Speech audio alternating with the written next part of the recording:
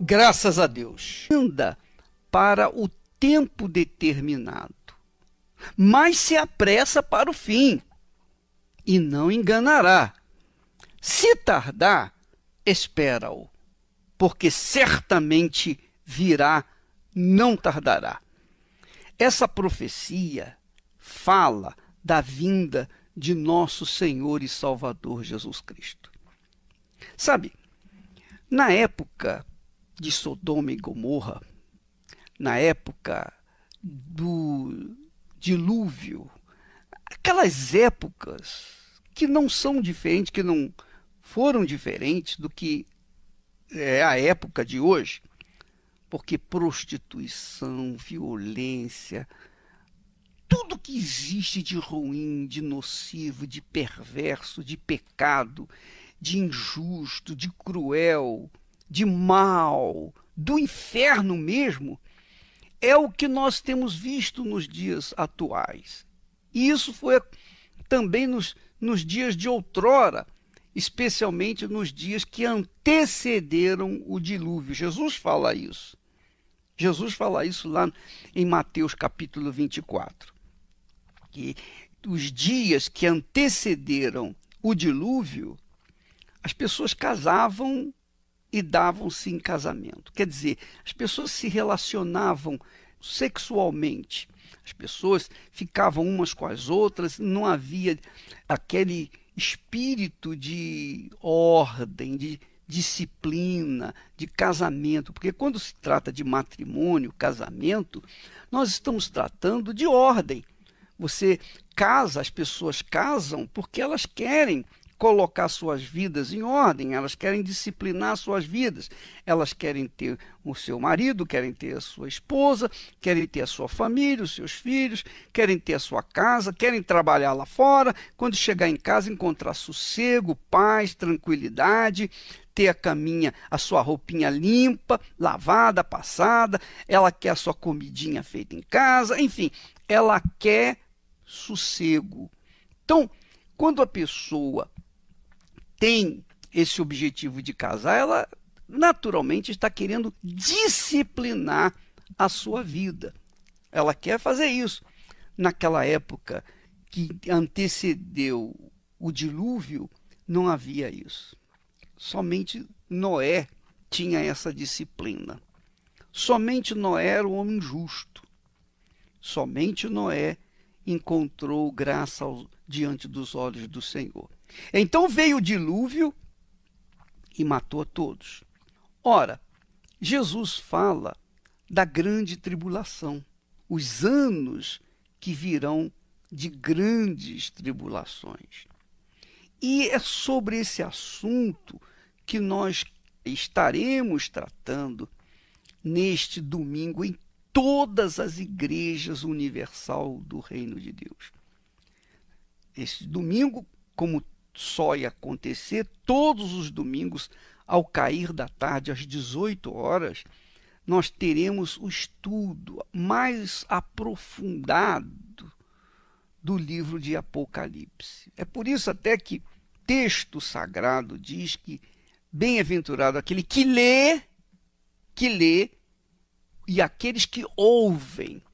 Quer dizer, um que fala, que lê a profecia, e os outros que ouvem as palavras proféticas de Apocalipse. Aqui no livro de Abacuque, fala que essa visão é para um tempo determinado, mas se apressa para o fim. Esse tempo determinado está para acontecer, está se apressando. Nós estamos vendo os dias passarem como nunca. Você pode ter notado como os dias têm passado rapidamente, os anos, não é verdade? Ainda, praticamente, eu diria assim, de forma bem rudimentar, mas você verifica que não faz muito tempo que nós terminamos o ano de 2015 e entramos no ano de 2016.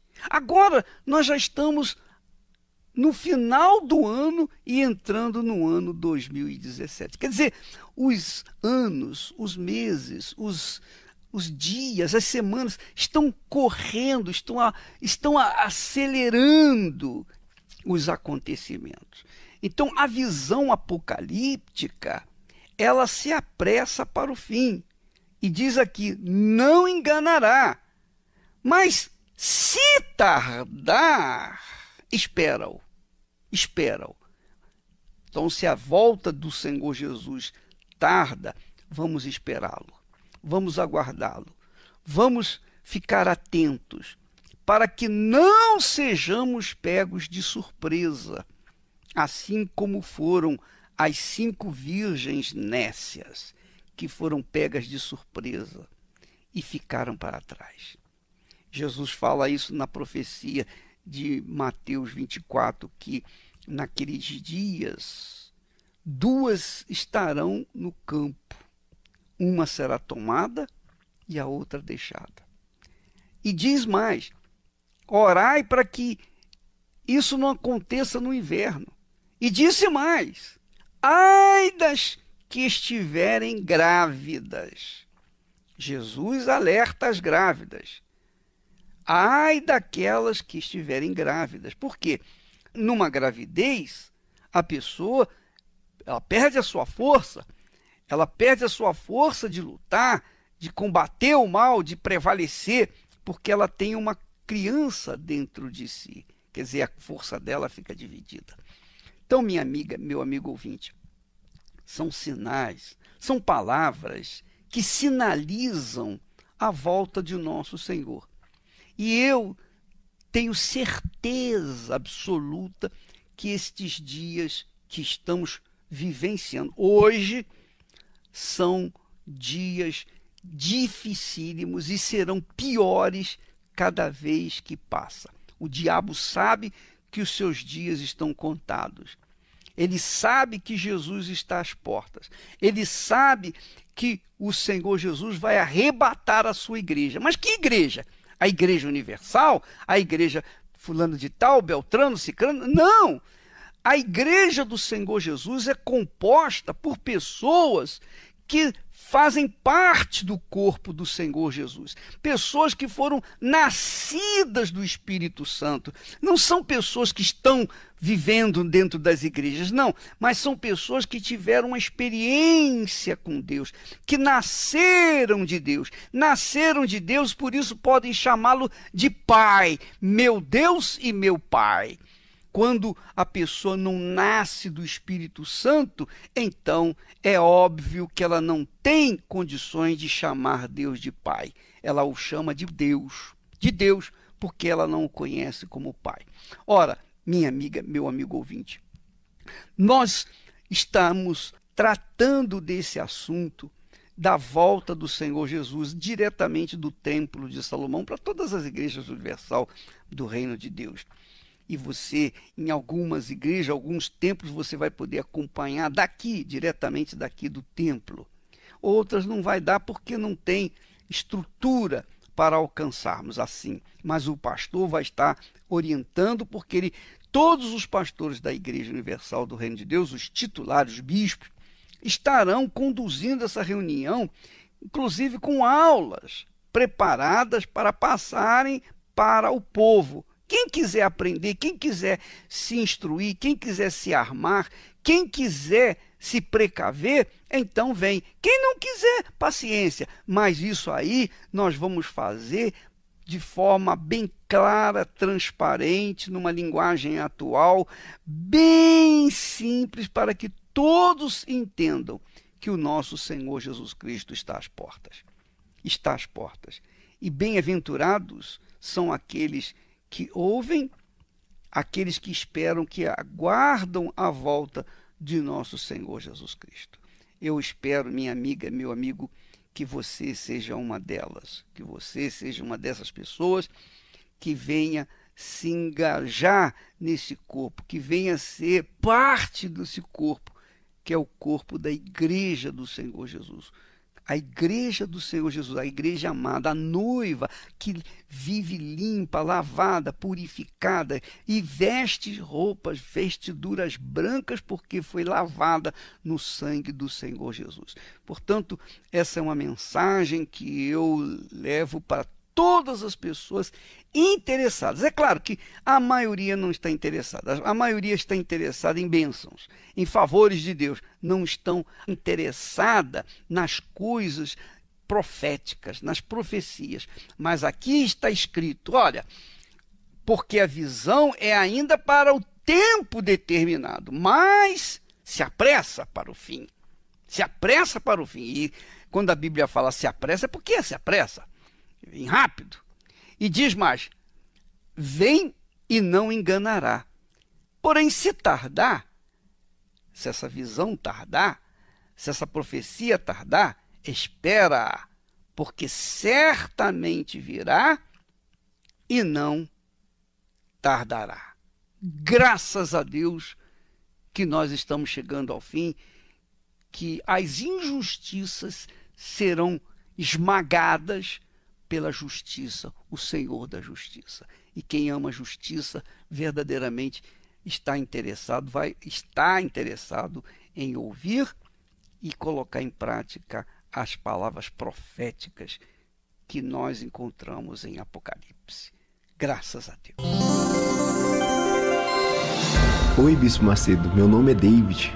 Eu queria agradecer pelo livro O Perfeito Sacrifício, porque o Senhor nos ensina que não devemos simplesmente sacrificar materialmente, mas sacrificar nossa vida diariamente. Então, com isso, eu aprendi que a nossa vida sacrificada diante de Deus, a gente consegue obter muito mais respostas ainda. Então, eu indico esse livro para quem quer sacrificar sua vida e obter respostas de Deus.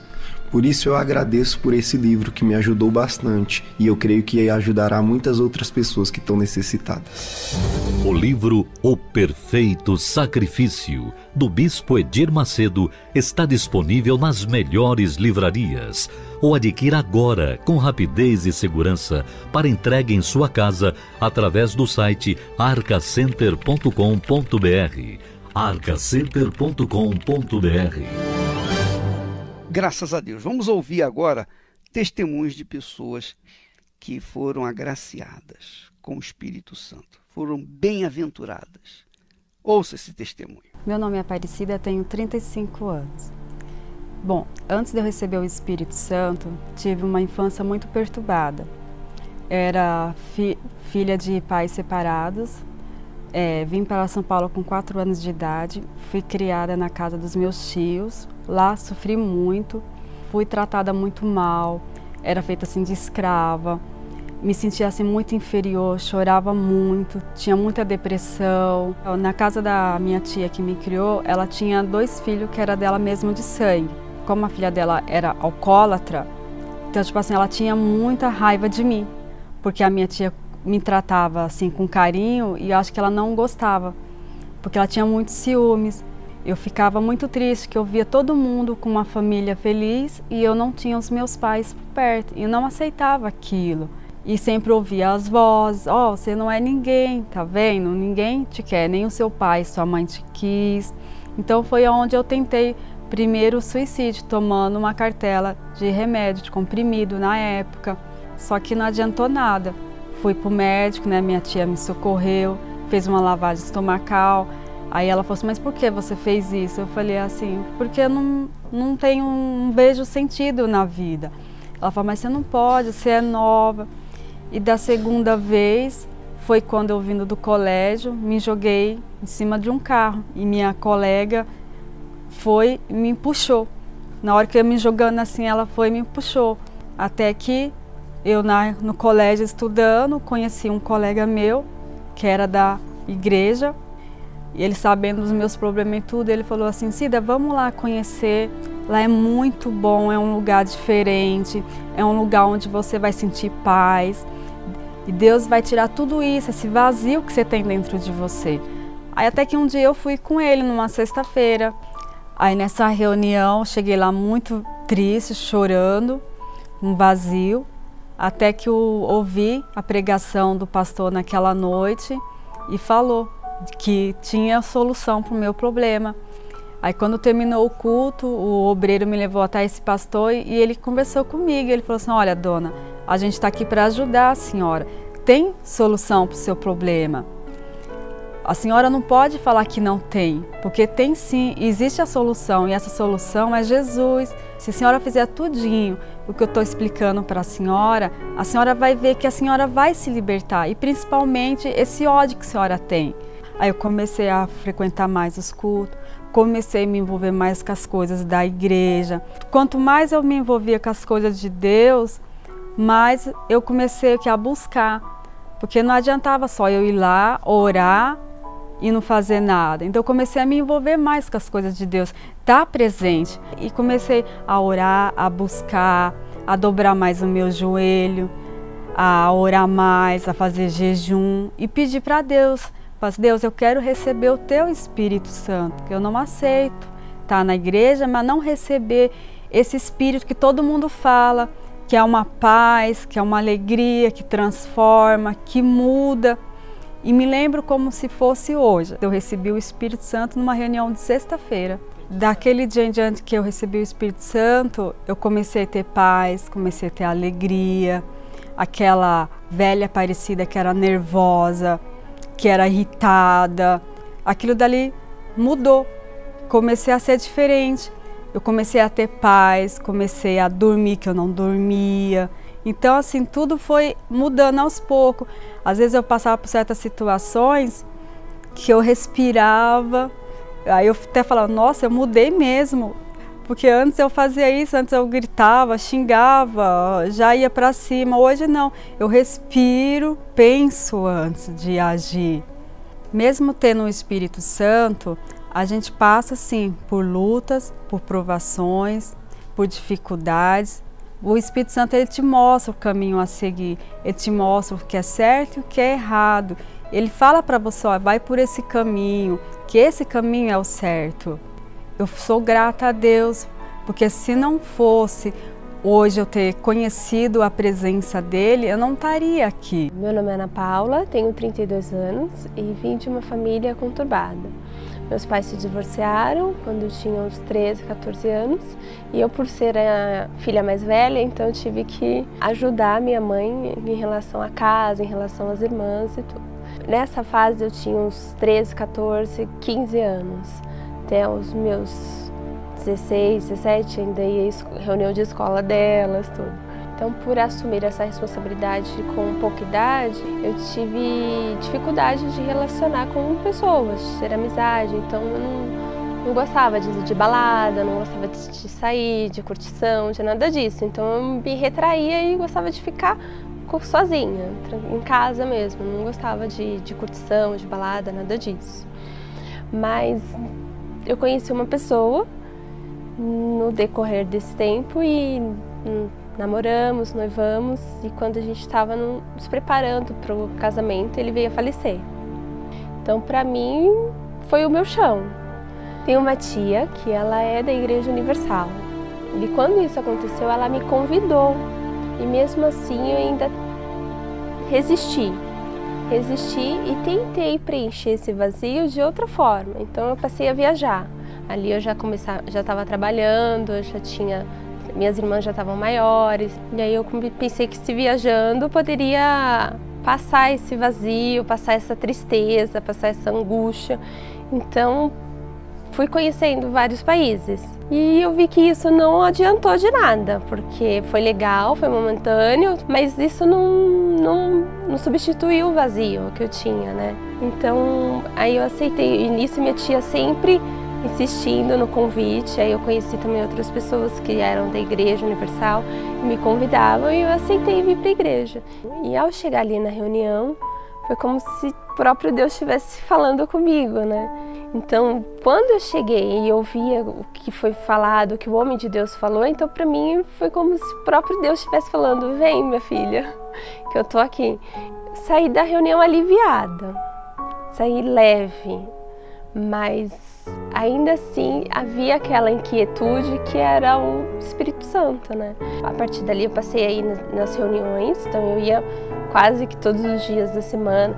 Eu participava dos grupos da igreja, mas ainda assim não tinha o Espírito Santo. Foi quando uma obreira me falou para eu não aceitar estar na igreja e não ter o Espírito Santo. Então, desde que a obreira me falou e até eu receber o Espírito Santo, então ali eu passei a buscar de madrugada, a orar de madrugada, ler mais. Piazza i picciri di corrono fora e una canzone antica ballamo con l'organetto che suona ancora. Una fontana cantante piazza i picciri di corrono fora e una canzone antica ballamo con l'organetto che suona ancora. E se lontano vai non scordare che ogni pezza cagati si può ricostruire. Lo cuore mio sempre ti sapi, torna a casa che lo cielo t'abbraccia. Vento di casa portami a via, tra le mura tu paesi mia. Se tu